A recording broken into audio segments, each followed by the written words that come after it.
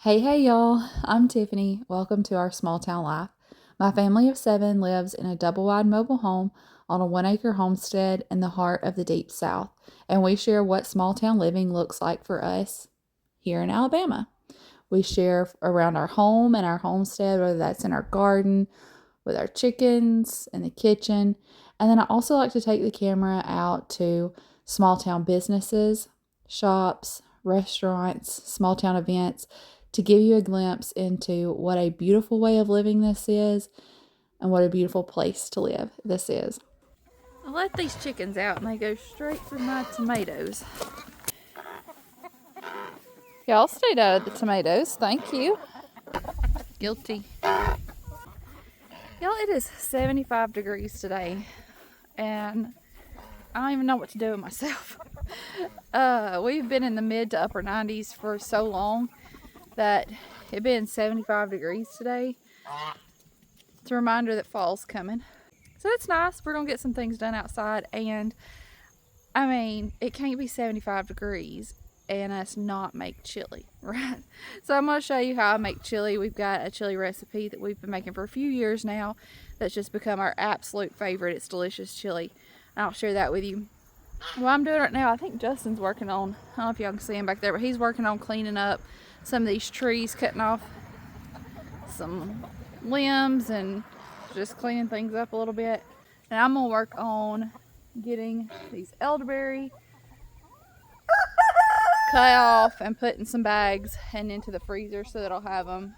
This plant, I harvested off of another plant probably close to 2 weeks ago now. This one wasn't ready yet. Now for the most part, I mean there's still some green ones on here, but for the most part these are ready to go in the freezer, which is another one of those things that makes me go, fall's coming.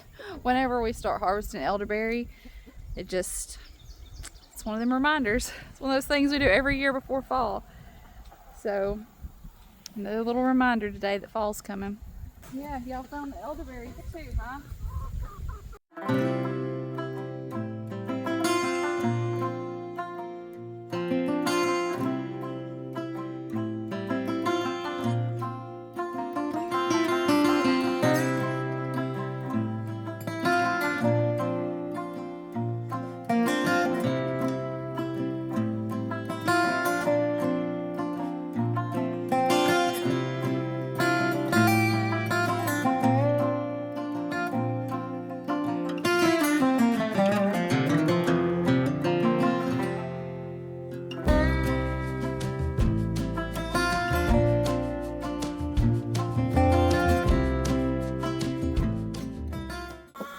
I got 3 bags of berries off of this today, and there are some of these bigger clusters. Like I don't know if you can see this one right here.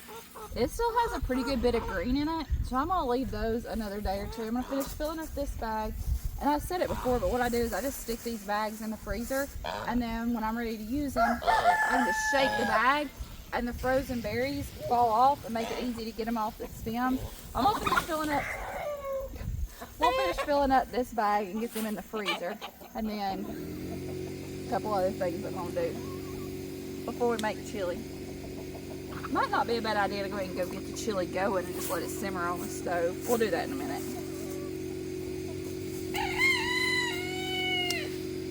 And we've not sprayed these with anything, dusted them with anything, put anything on them. Japanese beetles like to come to them. You can see some damage on the leaves, but we put some Japanese beetle traps in some other trees and caught a bunch of Japanese beetles, kept them off of it. I hung some metal pans in it to keep the birds off of them. We're getting a bunch of elderberries this year. I'm happy. Alright, so that is 3 bags full of elderberries. And I'll have it enough for at least another bag in a day or two when I let those ripen some more. I'm actually going to leave these on Mama's porch. I'm going to see if she can put these in her freezer. She said she had some space in her big freezer, so hopefully she can put those in there for me until I make a little more room in mine, because mine's packed full. I've been making some elderberry syrup and stuff over the last couple of days, emptying out some of the bags that I had in my freezer. So maybe she'll have room for those, at least for right now. Hey, Goose. Hey, Goose. Hey, Goose. Come see me. Hey. Hey, Goose. What? What? What?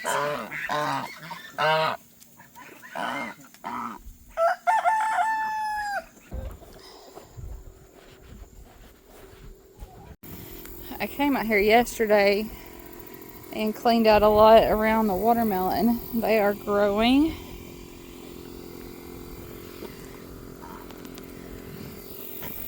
I just cleaned out around them a little bit. The vines are about to get to the point where it's going to be hard to clean between them.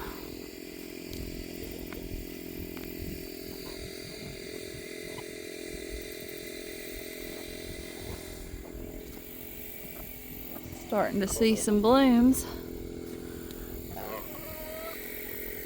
Oh, I think it's a perfect place for a dust bath. Look at this fresh dirt, they say.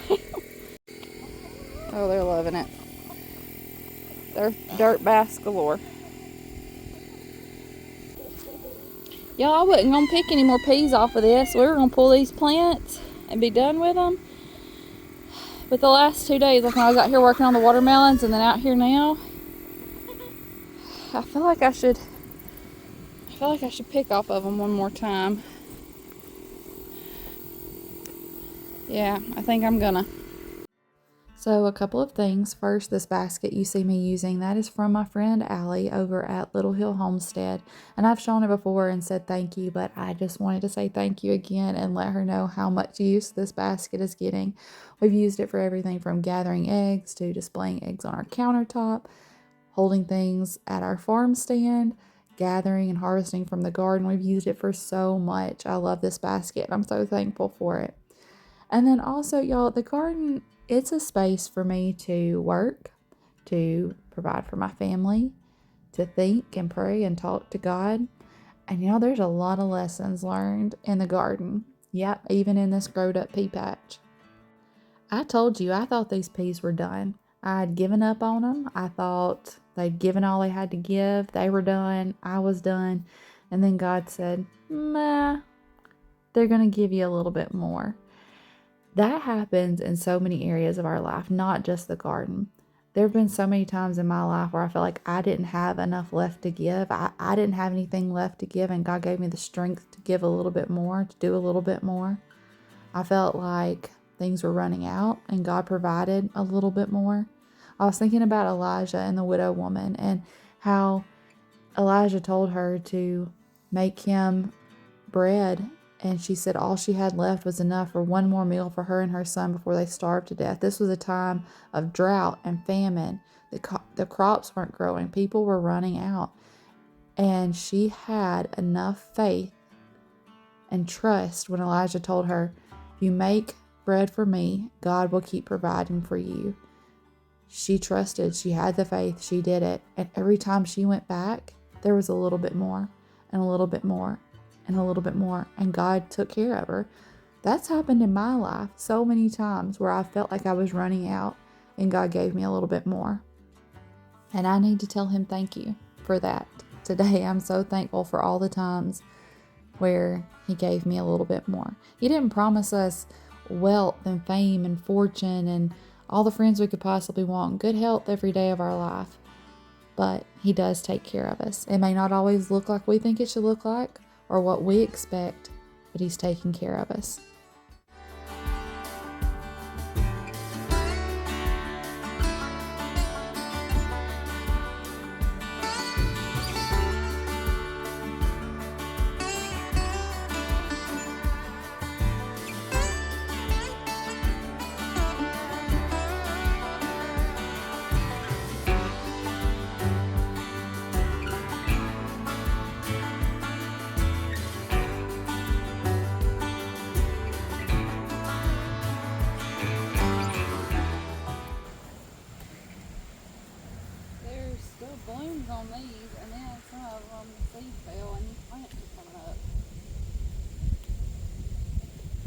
bunch of them off the edge.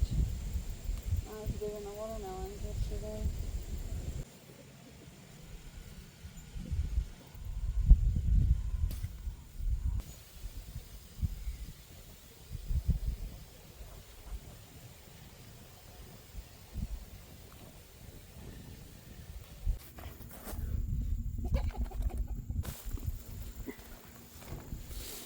I'm gonna go in and get the chili started so it can be simmering on the stove. There's still a few other things to do. We gotta move the chickens that are in the chicken tractor.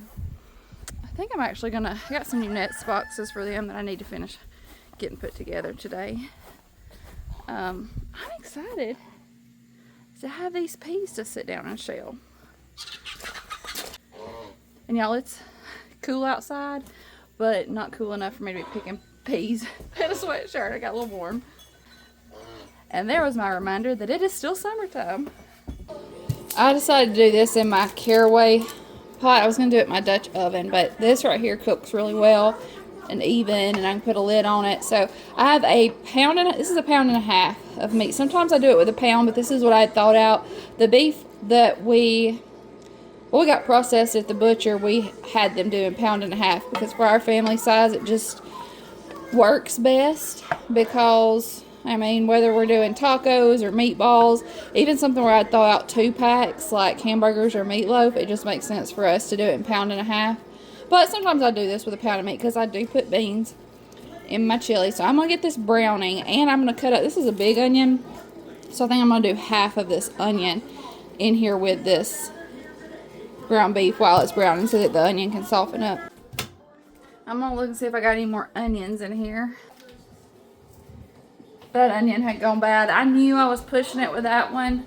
That one had been in my pantry in a cardboard box for months. They store really well in my pantry that way. But I knew I was pushing it with that one. And it had gone bad, so. I actually have some of our onions that are curing out in the greenhouse. I know I need to use these up.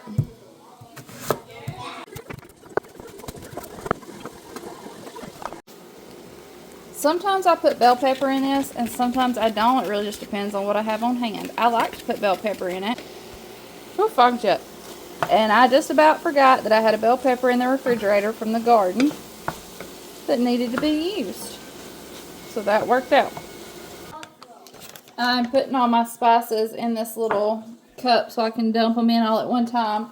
It's a tablespoon of chili powder, a teaspoon of cumin, 1/4 teaspoon of cayenne pepper, a tablespoon of brown sugar. I'm going to put some salt and pepper, and then our, I guess, secret ingredient that makes this so good is 1/2 tablespoon of cocoa powder. I'll change some things here and there, like today I'm going to use a can of black beans and a can of chili beans. A lot of times I'll do a can of kidney beans and a can of chili beans. I'll change the beans up from time to time, or like whether or not I put the bell pepper in there. But these spices always stay the same. They make this chili. Alright, I'm going to put a tomato in here that I've diced up. It calls for a can of tomatoes, diced tomatoes. But I've got fresh garden tomatoes right now, so I just chopped one up and I'm putting that in here. My can of chili beans and of black beans. And like I said, I'm using black beans because it's what I've got. And I do like black beans in chili, but usually I'll put black red kidney beans. I have a 6-ounce can of tomato paste. I want to put about half of it in here, so about 3 ounces. And then I'll put the rest in a container in my refrigerator so I can use it for something else. 3 cups of beef broth, and this was just the better than bouillon that I melted down in some water. The rest of it will finish dissolving as this heats up. Now all those spices I was telling you about. I'm excited that we had a little bit of a cooler day so we could make this. Yes, darling. You want some cranberries? Okay, one moment and I'll get you some. I would eat soups, stews, chili all year long. But some of my people, they want it reserved for cooler weather. Are you a eat soup, stew, chili all year person or reserve it for cooler weather? What do you like to do? A little salt. A little pepper.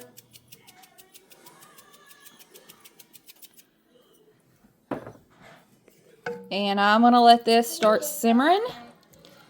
And I'm going to go out and help Justin move the chicken tractor. Here's where I have it written down in my book. I even have it titled The Best Chili. So if you're watching on your phone, you want to screenshot it. This is for the crock pot. Sometimes I'll do it in the crock pot, so that's why it's got the low and high. But whether I do it on the crock pot or on a stove top, it's the same. Did I put everything in there? Yeah, I did.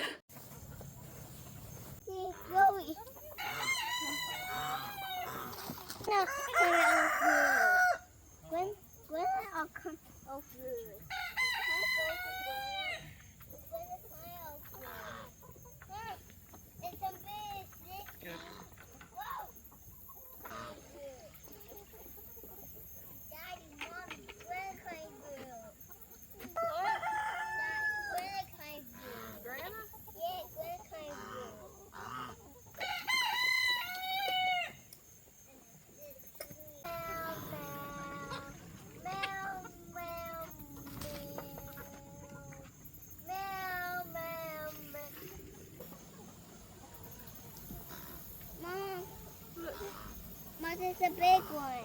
Yeah. Hi, Pam. Yeah. He's so scary, Say hi, Chip. Say Hi, Chip. Hey. Get that one. You gonna pet him? Not so scary. He's so big. Love him. Her. I think it's a her. So cute. So cute. So cute. So cute. There's my Sicky. There's one. You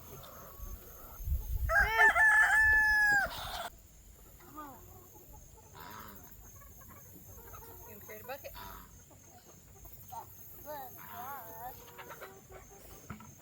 What happened, Sally? Oh, that one's pretty. We're having chili, and I'm the kind of person who I need sour cream on my chili. And I forgot that I used the last of it when I made chicken casserole the other night. I guess get the squeeze.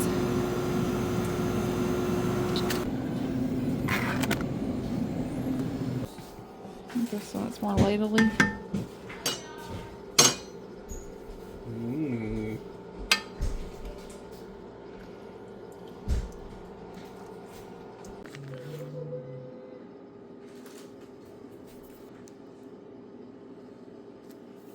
It's a heart.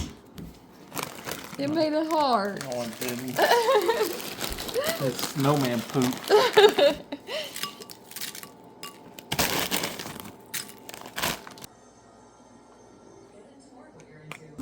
She's really sad.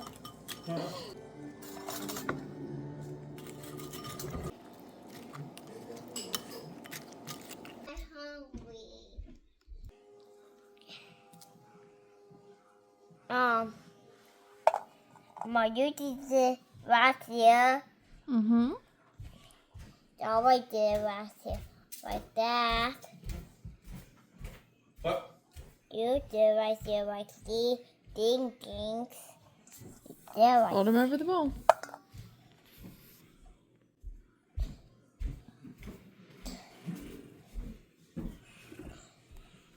that. Here's a think. Oh, you need help, Crack. And that is. Yeah, you're helping.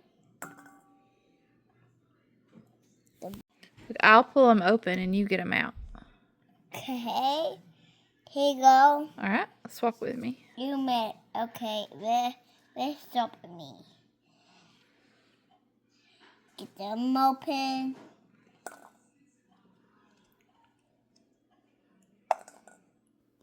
I love shelling peas. It just feels like such a purposeful opportunity to slow down, just to sit there with each other and do something that's beneficial for our family and just slow down. And it also brings back so many memories. I have so many memories breaking beans and shelling peas, and the smell just instantly brings back those memories. I love you. I appreciate you. I'll see you in the next one. Bye, y'all.